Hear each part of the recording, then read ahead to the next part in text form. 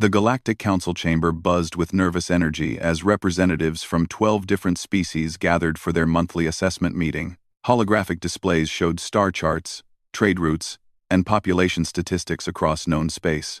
Admiral Zix of the Krellian Empire adjusted his ceremonial armor and called the session to order.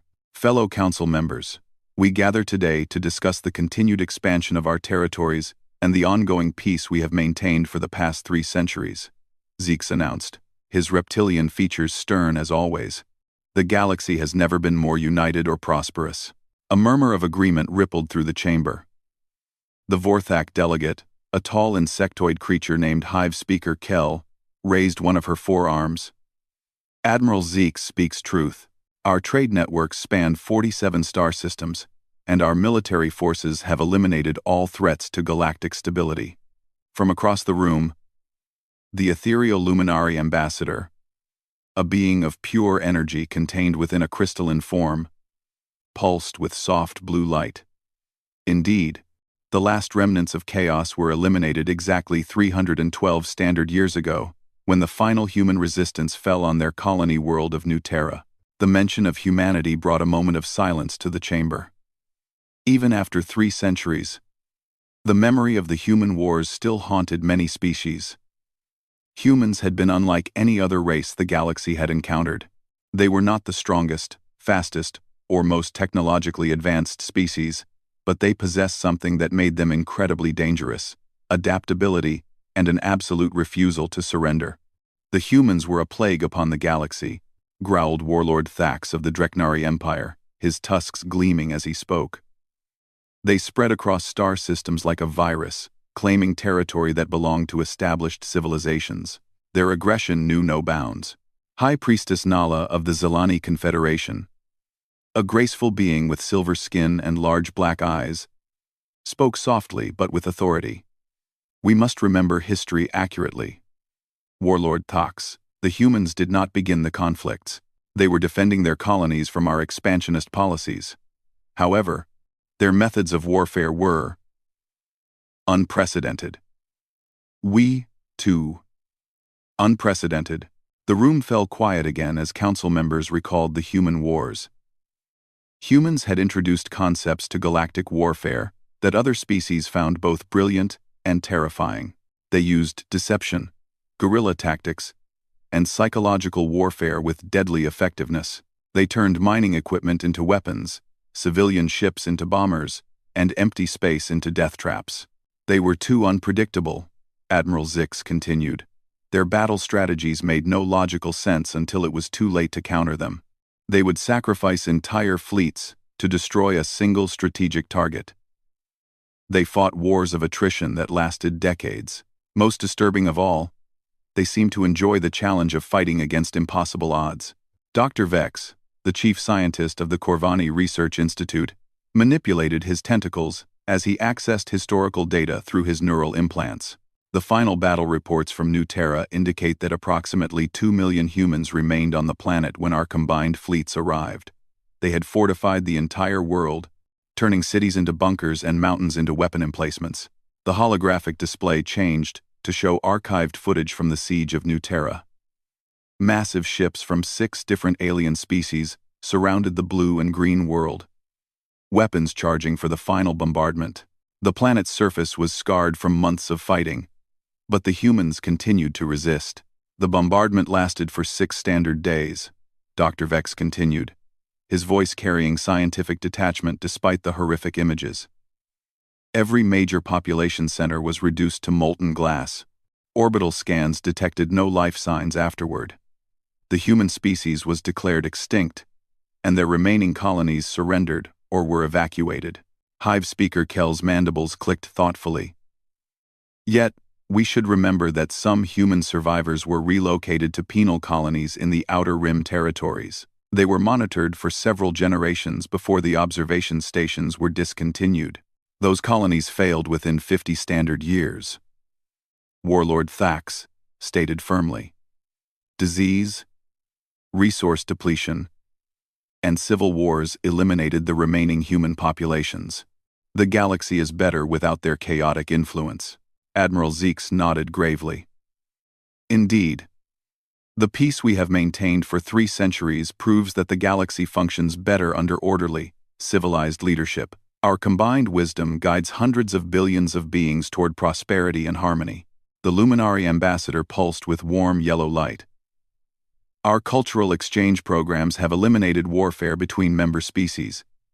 Trade disputes are resolved through negotiation rather than violence. Scientific knowledge is shared freely among all civilizations. We have created a utopian society. Perhaps, High Priestess Nala said quietly. But sometimes I wonder if we lost something valuable when humanity disappeared. Their unpredictability was dangerous. Yes. But it also drove innovation. Our technological advancement has slowed considerably since their extinction. Dr. Vex's tentacles curled in what his species considered a gesture of contemplation. The High Priestess raises an interesting point.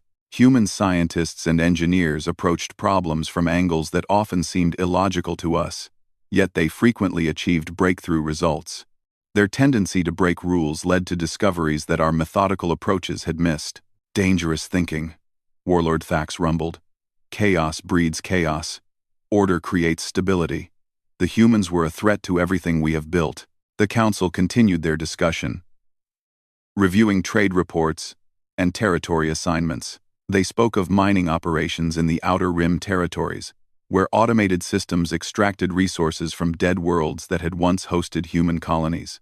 They discussed patrol routes that avoided certain sectors of space where radiation from ancient battlefields still made travel hazardous. None of them noticed the small discrepancies in their data. Ships occasionally disappeared along the Outer Rim trade routes, but these incidents were attributed to navigational errors or equipment failures. Sometimes mining operations would report unusual readings before communications went silent, but replacement teams would find only empty facilities with all valuable materials removed.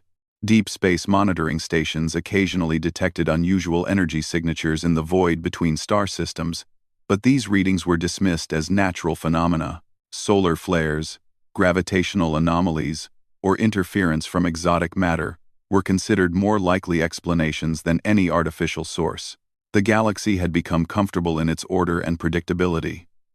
The great powers maintained their territories through overwhelming technological superiority and military might. Smaller species fell in line, accepting protection in exchange for resources and compliance. Trade flowed smoothly along established routes, and conflicts were resolved through diplomatic pressure backed by the threat of economic sanctions or military intervention. As the council meeting concluded, Admiral Zix reviewed the next month's agenda. Our deep space exploration teams will continue mapping the Outer Rim sectors. Several systems show promise for mining operations and potential colonization. Our expansion proceeds according to the 500-year plan. The representatives filed out of the chamber, satisfied with their governance of the galaxy. They returned to their respective territories, secure in the knowledge that their combined might could handle any challenge that might arise. Their fleets patrolled known space, their trade networks brought prosperity to member worlds, and their diplomatic corps maintained the delicate balance of power that kept peace between different civilizations. None of them suspected that in the deepest reaches of space, beyond the range of their sensors and outside the borders of their carefully mapped territories, something was stirring. The void between galaxies, where no sane being would venture, had become home to those who had supposedly died 3 centuries ago.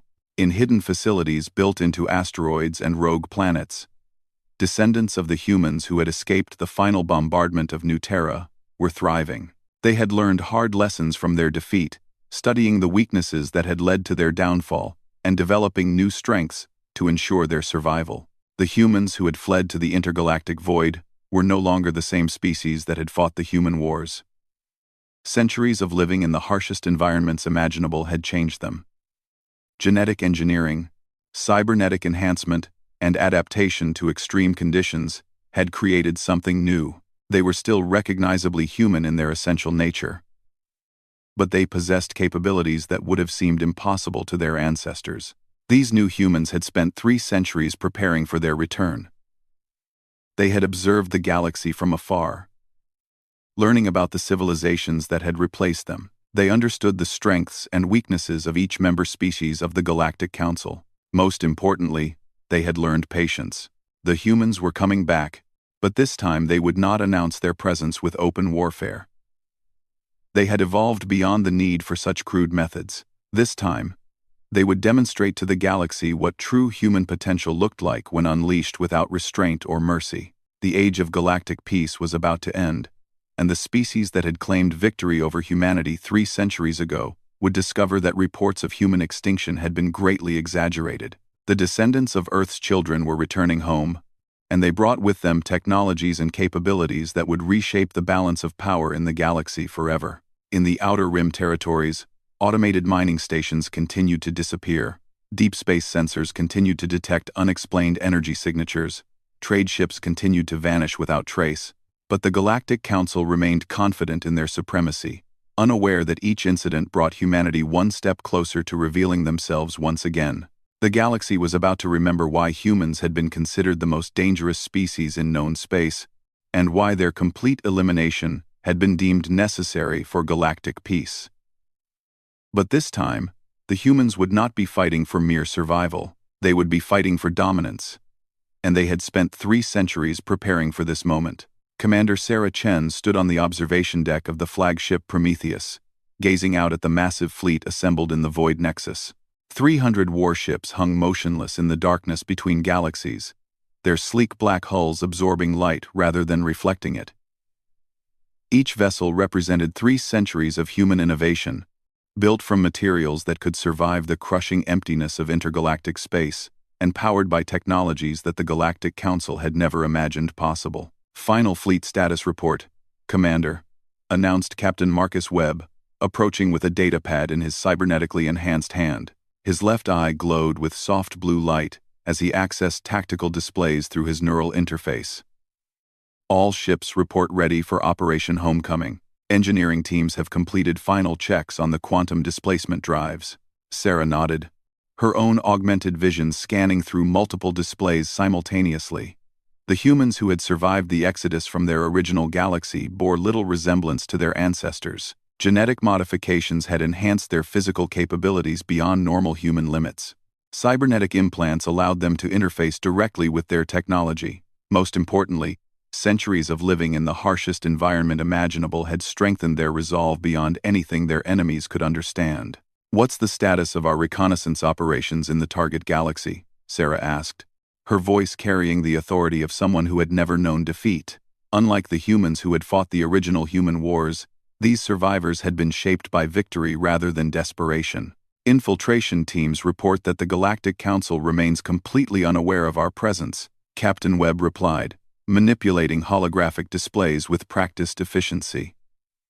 Our stealth technology continues to exceed their detection capabilities.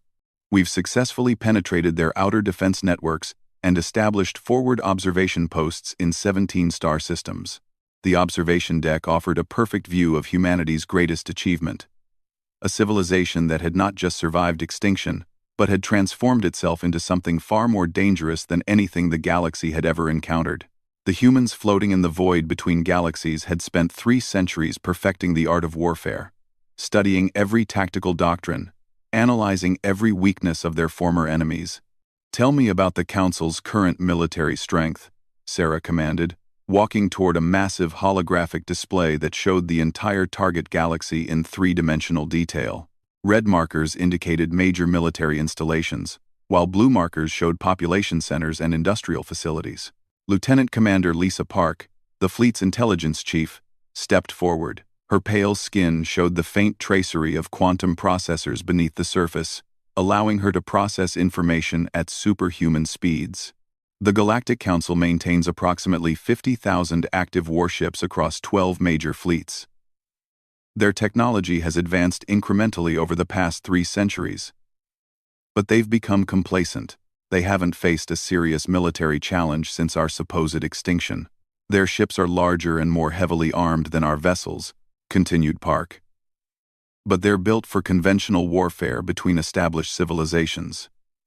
They use predictable tactics, standardized formations, and rigid command structures.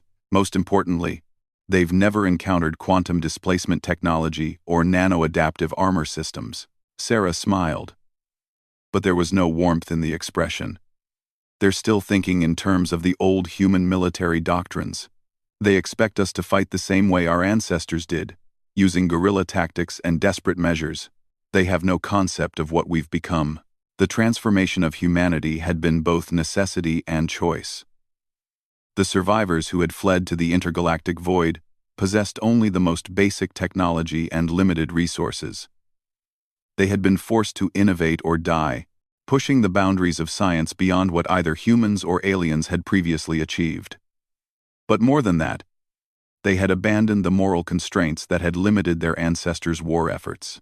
"Display the target list," Sarah ordered, and the holographic galaxy shifted to highlight specific star systems in pulsing yellow light. "We'll begin with simultaneous strikes against their primary industrial centers. Unlike our ancestors, we won't waste time with warnings or negotiations. We'll demonstrate our capabilities through actions that cannot be misunderstood." Captain Webb studied the tactical display with professional interest. "The coordination required for simultaneous attacks across 47 star systems will strain our logistical capabilities, but it's within acceptable parameters. Our quantum communication network will ensure perfect timing, despite the distances involved." The human fleet possessed advantages that their enemies couldn't comprehend. Quantum displacement drives allowed near-instantaneous travel across galactic distances, making traditional defensive strategies obsolete. Nano-adaptive materials could reconfigure themselves in response to enemy weapons, rendering conventional attacks ineffective. Most importantly, the humans had developed artificial intelligence systems that could process tactical information and coordinate complex operations at speeds no biological mind could match. "What about civilian casualties?"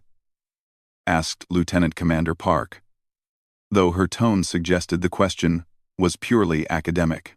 "Irrelevant," Sarah replied without hesitation. "The species that make up the Galactic Council showed no mercy to human civilians during the original wars. We'll extend the same consideration to them. This is not a war for territory or resources. This is a war for supremacy, and only one outcome is acceptable." The humans who had fled to the void had been shaped by 3 centuries of isolation and hardship. They had watched from afar as their former enemies prospered in the galaxy that had once belonged to multiple species. They had studied every transmission, analyzed every technological development, and planned for the day when they would return to reclaim what had been taken from them. Phase 1 targets include the Krellian shipyards at Terminus Prime, the Vorthak industrial complex in the Hive Nebula, and the Luminari energy collection stations throughout the core systems. Captain Webb reported, highlighting each target with tactical precision. "Destroying these facilities will reduce their military production capacity by approximately 60% within the first week of operations. Phase 2 will target their command and control infrastructure," continued the captain, shifting the display to show communication networks and administrative centers. "We'll eliminate their ability to coordinate a unified response to our attacks. Each species will be forced to defend its own territory without support from their allies." Sarah observed the tactical preparations with satisfaction. The humans had learned from their ancestors' mistakes. The original human wars had failed because humanity had tried to fight honorably against enemies who showed no honor. They had attempted to protect civilian populations while their own civilians were being systematically exterminated. They had followed rules of warfare while their enemies used every dirty trick and underhanded tactic available. "The Council species believe they won the human wars through superior numbers and technology," Sarah said, her voice carrying 3 centuries of accumulated anger. "They're partially correct. They did possess numerical superiority, but they won primarily because our ancestors held back. They refused to use their full capabilities out of concern for innocent lives and moral principles." The observation deck fell silent as the assembled officers contemplated the implications of their commander's words. The humans who had survived the Exodus were no longer constrained by such considerations. They had been forged in the crucible of absolute necessity, where survival required the abandonment of civilized limitations. "We face no such restrictions," Sarah continued, her augmented eyes glowing with cold determination. "We've spent 3 centuries preparing for this moment. We've developed weapons that can sterilize entire star systems. We've created viruses that target specific genetic markers. We've built machines that can convert matter into pure energy, with perfect efficiency. Lieutenant Commander Park accessed historical databases through her neural implants, displaying images from the original human wars on secondary screens around the observation deck. The Council species remember humans as resourceful, but ultimately inferior opponents. They expect desperation tactics and guerrilla warfare. They're prepared to counter the strategies our ancestors used, which is exactly why they'll lose, Captain Webb observed, his cybernetic eye projecting tactical calculations into the shared display. They're fighting the last war instead of preparing for this one. They have no defense against technologies they can't imagine, and tactics they've never encountered. The human fleet represented the culmination of 3 centuries of focused development. Every ship was a masterpiece of engineering that pushed the boundaries of physics to their absolute limits. Every weapon system incorporated principles that the galaxy's greatest scientists had never discovered. Every tactical doctrine had been refined through countless simulations and theoretical exercises. "Signal the fleet to begin final preparations," Sarah commanded, her voice carrying across the observation deck with absolute authority. "We launch Operation Homecoming in 6 hours, Standard Time. The galaxy is about to rediscover why humanity was considered the most dangerous species in known space."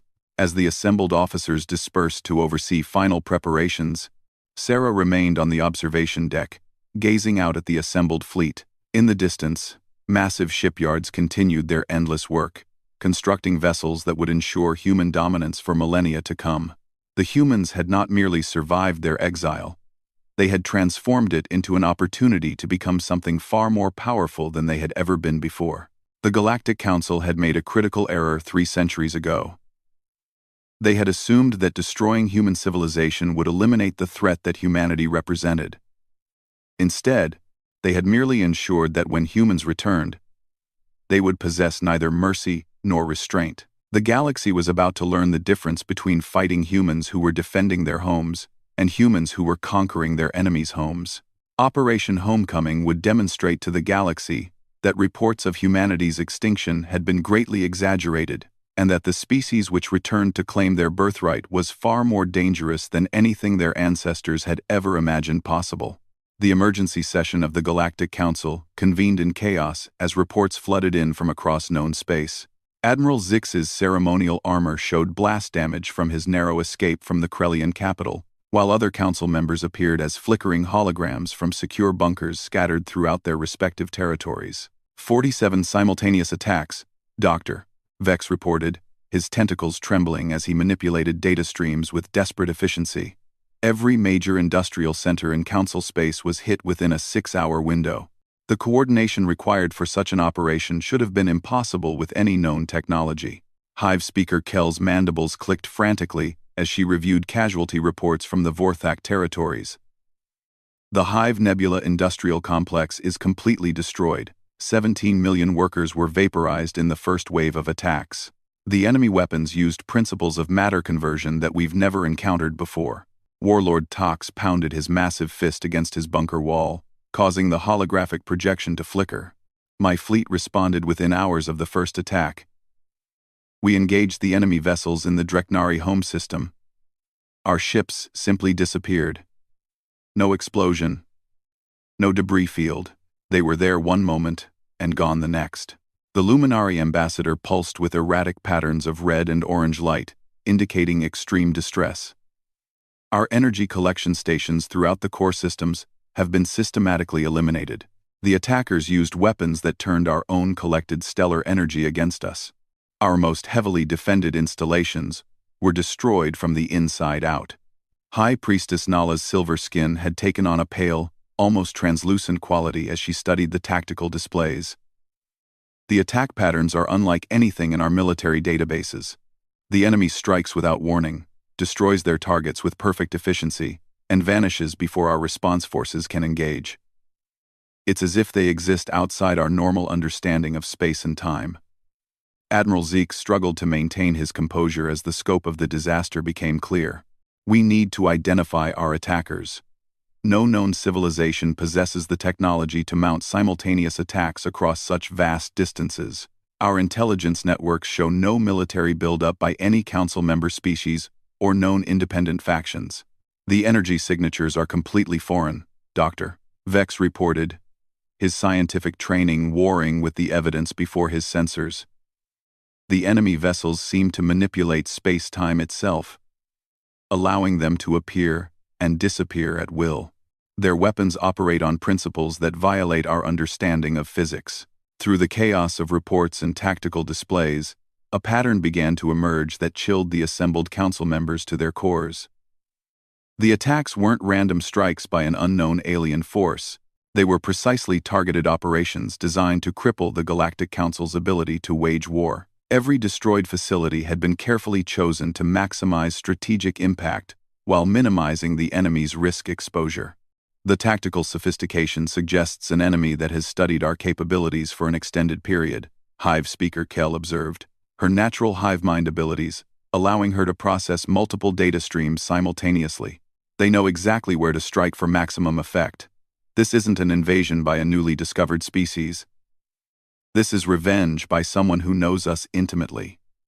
And the word revenge hung in the chamber like a physical presence, carrying implications that none of the council members wanted to acknowledge.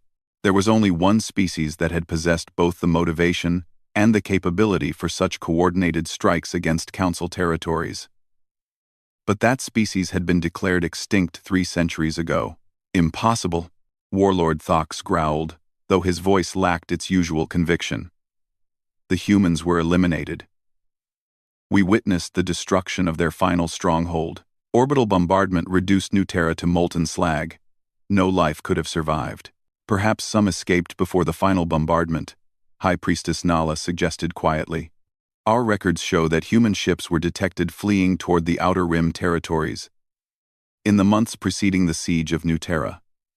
If some of them managed to reach the intergalactic void, they would have died, Admiral Zeeks interrupted, though he was trying to convince himself as much as the other council members. No species can survive in the emptiness between galaxies. The radiation levels alone would have killed them within years. Dr. Vex manipulated his data interfaces with increasing urgency, accessing historical records from the human wars. I'm reviewing archived tactical reports from 3 centuries ago. The attack patterns we're seeing now demonstrate the same unpredictability and technological adaptation that characterized human military doctrine, but the capabilities being demonstrated far exceed anything the original humans possessed. The holographic displays shifted to show comparative analyses between current enemy actions and historical human tactics. The similarities were undeniable, but the scale and sophistication had increased by orders of magnitude. It was as if someone had taken human military doctrine and refined it through centuries of focused development. If humans did survive the exodus to intergalactic space, the Luminary ambassador pulsed weakly. They've had 3 centuries to develop new technologies and plan their return. We've grown complacent while they've been preparing for war. As if summoned by their discussion, the chamber's communication systems activated without authorization. The familiar hum of quantum encrypted transmission filled the space, using technology that the Council's most advanced scientists couldn't comprehend. The central holographic display flickered and resolved into the image of a human figure. Commander Sarah Chen appeared before the assembled council members with perfect clarity, her augmented features showing no emotion as she studied the representatives of the species that had destroyed her ancestors' civilization. Behind her, tactical displays showed the positions of human fleets throughout council space, demonstrating the complete failure of galactic defense networks. Members of the Galactic Council, Sarah began, her voice carrying across the chamber with cold authority. I am Commander Sarah Chen, of the Human Expeditionary Fleet. I bring greetings from the descendants of the species you believed you had exterminated 3 centuries ago. The council chamber erupted in panicked communications as representatives tried to trace the transmission source while simultaneously calling for military responses. Every attempt failed as human quantum encryption proved impervious to council technology. Your surprise is understandable, Sarah continued, ignoring the chaos her appearance had caused. You assumed that destroying our homeworld and scattering our survivors would eliminate the threat we represented. Instead, you gave us the motivation and opportunity to become something far more dangerous than our ancestors ever were. Admiral Zeeks found his voice first, his reptilian features twisted with anger and fear. You attacked civilian targets. Your ancestors, for all their faults, observed the basic rules of warfare. You've become monsters. Sarah's expression shifted slightly, showing the first hint of emotion. It wasn't regret or shame, but rather cold amusement. We learned from your example, Admiral Zeeks. Did you extend mercy to human civilians during your final assault on New Terra? Did you consider the rules of warfare when you vaporized our children in their schools and our elderly in their hospitals? The chamber fell silent as the council members confronted the logical conclusion of their past actions. They had shown no mercy during the human wars, justifying their methods as necessary for galactic stability. Now they faced an enemy that had adopted those same principles. We offer you the same choice you gave our ancestors, Sarah announced, her words carrying the weight of 3 centuries of preparation. Unconditional surrender, followed by relocation to penal colonies where you will be monitored for several generations. Alternatively, you may choose to resist and face the consequences of opposing a species that has spent 300 years preparing for this moment. Warlord Thax's tusks gleamed as he snarled his defiance. The combined military might of 12 species will crush your pathetic fleet. Just as we did before, you may have achieved surprise for your first attacks. But now we know you exist. We will mobilize every ship, every weapon, every soldier in the galaxy if necessary. You're welcome to try, Sarah replied, her tone suggesting genuine anticipation rather than concern. However, you should understand that the humans you're fighting today bear little resemblance to those you defeated 3 centuries ago. We've evolved beyond your ability to comprehend. The transmission shifted to display tactical information showing human fleet positions throughout Council space. Thousands of vessels had materialized simultaneously in strategic positions, their quantum displacement drives having bypassed every defensive system the galaxy possessed. The scale of the operation demonstrated capabilities that made the Council's technological achievements seem primitive by comparison. Your fleets are already surrounded, Sarah explained with clinical precision. Your communication networks are compromised. Your industrial capacity has been reduced by 70%. Most importantly, your ability to coordinate a unified response has been eliminated. You're no longer fighting as the Galactic Council. You're fighting as 12 separate species defending isolated territories. High Priestess Nala studied the tactical displays with growing horror, recognizing the elegant efficiency of the human strategy. You've been planning this for 3 centuries. Every detail, every contingency, every possible response we might make. Correct, Sarah acknowledged. We've had considerable time to study your weaknesses and develop appropriate countermeasures. Unlike our ancestors, we're not fighting for mere survival. We're fighting for dominance, and we've prepared accordingly. The human commander manipulated her own holographic controls, displaying weapon systems that incorporated technologies the Council had never imagined. Stellar converters that could turn stars into weapons, quantum viruses that targeted specific genetic markers, matter displacement bombs that could erase entire fleets from existence. Your ancestors developed impressive technologies during their exile, Dr. Vex observed, his scientific curiosity overcoming his fear. But the capabilities you're demonstrating seem to violate fundamental physical laws. We've learned to work with physical laws that your scientists haven't discovered yet, Sarah replied. 3 centuries of isolation forced us to push the boundaries of science beyond anything either humans or aliens had previously achieved. We've become something new. Something evolved specifically for the purpose of reclaiming our birthright. The transmission ended abruptly, leaving the Council members alone with the weight of their situation. Throughout galactic space, human fleets had positioned themselves with perfect tactical precision, ready to complete the conquest their ancestors had begun 3 centuries earlier. The galaxy was about to learn that humanity's greatest strength had never been their technology or their numbers, but their absolute refusal to accept defeat. The age of Galactic Council dominance was ending, and the age of human supremacy was about to begin. The species that had declared humanity extinct were about to discover that they had merely created a more perfect predator, one that had spent 3 centuries preparing to demonstrate why humans had always been the most dangerous species in the galaxy. As emergency klaxons wailed throughout Council territories, military commanders scrambled to mount defensive operations against an enemy they didn't understand, using technologies they couldn't counter. The humans had returned, evolved beyond their ancestors' limitations, and driven by 3 centuries of accumulated purpose. The galaxy would never be the same again.